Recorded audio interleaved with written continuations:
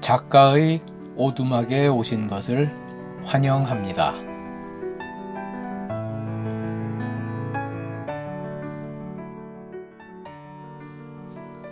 제가 쓴 소설을 직접 읽어드리는 오디오북 소설 붕어빵입니다.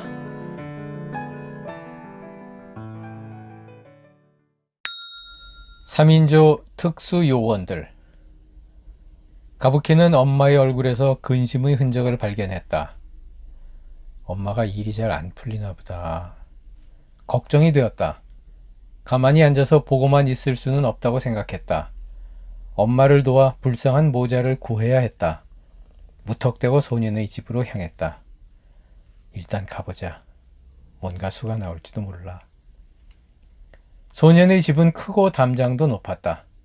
가부키는 담장 옆에 심어진 울창한 나무들 사이로 몇 개의 창문을 발견하고는 번갈아 가면서 안쪽을 주시했다. 혹시나 소년이 보일까 기대하면서. 그러나 집 앞에서 한참을 서성거렸어도 아무런 인기척조차 느낄 수 없었다. 다리가 아파진 가부키는 맞은편 집 대문 앞 계단에 쪼그리고 앉았다. 그때 우편 배달부의 오토바이가 소년의 집 앞에서 멈춰섰다. 우편 배달부는 오토바이 뒤에 매달린 박스에서 두툼한 봉투를 꺼냈다. 그 봉투는 대문에 붙은 우편함 구멍으로 넣기에는 너무 컸다. 이리저리 둘러보던 배달부는 대문 아래 면과 바닥 사이 공간으로 그 봉투를 밀어넣고는 떠나갔다. 가부키는 그 장면을 지켜보다가 자기도 모르게 일어섰다. 대문 쪽으로 살금살금 다가갔다. 이래도 되나? 주저하는 마음과는 달리 자신도 모르게 손은 그 봉투를 향해 대문 밑으로 기어 들어가고 있었다. 떨리는 손끝에 봉투의 촉감이 느껴졌다. 잠깐 보기만 하는 거니까 괜찮아.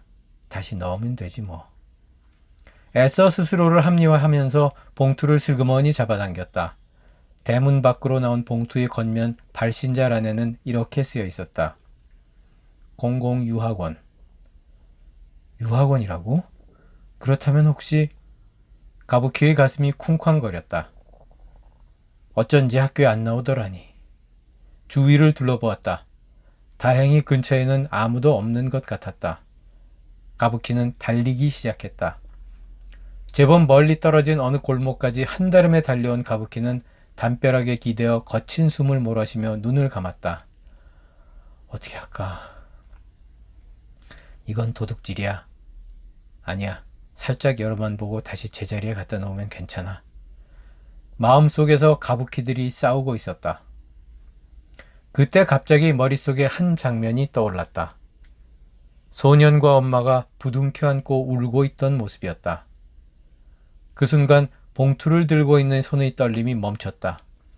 가부키는 주저없이 봉투 위쪽을 찢었다. 안에는 학교 안내 책자 몇 권과 설명서가 들어있었다.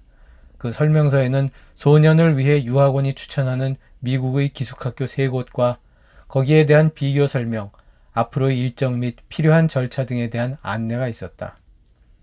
그리고 일정상 늦어도 이번 주말까지는 한 학교를 선택해서 알려달라는 담당자 박아무개 팀장의 당부도 쓰여 있었다. 가부키는 봉투를 움켜쥐고 달리기 시작했다. 달리면서 오지랖 오빠에게 전화를 걸었다. 가부키와 오지랖 그리고 페인이 옥탑방에 둘러앉았다. 상황이 상황이니만큼 아직 다른 사람들에게까지 알리기는 이르다고 판단한 오지랖의 의견에 따라 일단 3사람만 모였다. 남의 우편물을 훔치는 건 잘못인데. 오지랖이 난감한 표정을 지으며 중얼거렸다. 나도 알아요. 하지만 어쩔 수 없었다고요. 요즘 엄마 표정도 영 그렇고. 그 점에 대해서는 다들 동의하는 듯 했다. 뭔가 일이 잘 풀리고 있지 않다는 것을 느낄 수 있었다. 오지랖은 결심했다는 듯 말했다. 좋아. 일단 강 변호사님께 상황을 좀 자세히 들어보고 그 다음에 우리가 할 일을 결정하자. 짐작했던 대로 상황은 아주 좋지 않았다. 통화를 마친 후 3사람은 잠시 멍하니 앉아 있었다. 한동안 천정만 바라보고 있던 페인이 입을 열었다. 느릿느릿 말을 시작했다. 내가 어린 학생과 이제 겨우 사회생활을 시작하는 막내 동생 뻘 되는 사람한테 이런 말을 하는 게 좀 조심스럽기는 하지만 말을 멈추고 잠시 주저하는 그를 가부키와 오지랖이 다그치는 듯한 표정으로 뚫어지게 쳐다보았다. 그는 어쩔 수 없다는 듯 다시 말을 이어갔다. 나중 일이 어찌되든 지나봐야 할 거고 일단은 엄마와 아이가 단 한 번만이라도 잠깐만이라도 다시 만날 수 있게 해줘야 될 것 같아. 이대로 아이를 외국에 보내는 건 두 사람한테 너무나 가혹한 일이잖아. 설령 잠시 만나고 헤어진다고 해도 뒷날을 기약하는 작별 인사라도 나눠야 되지 않겠니? 가부키와 오지랖은 페인의 이런 진지하고 무게 있는 태도를 처음 본다고 생각했다. 지당한 말이라고 느꼈다. 당연하죠. 근데 어떻게 해야 돼요? 무슨 계획이라도 있으세요? 가부키는 애타는 말투로 그에게 물었다.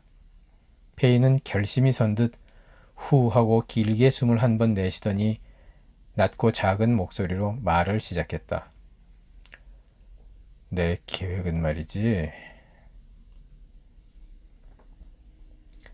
좀처럼 관계를 짐작하기 어려운 세 사람이 함께 유학원 건물 입구에 나란히 서 있었다.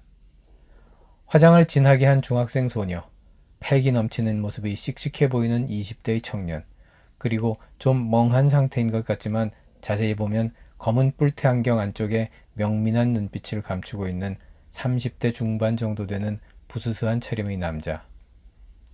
그들은 비장한 표정으로 잠시 동안 건물을 올려다보았다. 그리고는 건물 주변을 살피기 시작했다.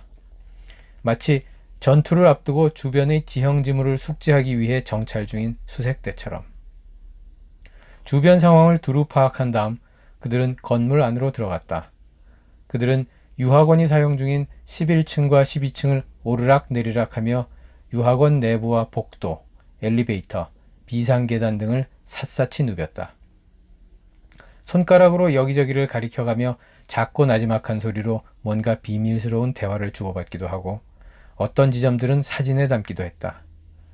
그들은 마치 어떤 은밀한 작전을 준비 중인 특수요원들처럼 보였다. 조사를 마치고 버스에 올라탄 3인조 특수요원들은 맨 뒷자리에 나란히 앉았다. 그들은 아까보다 10배쯤 더 비장해져 있었다.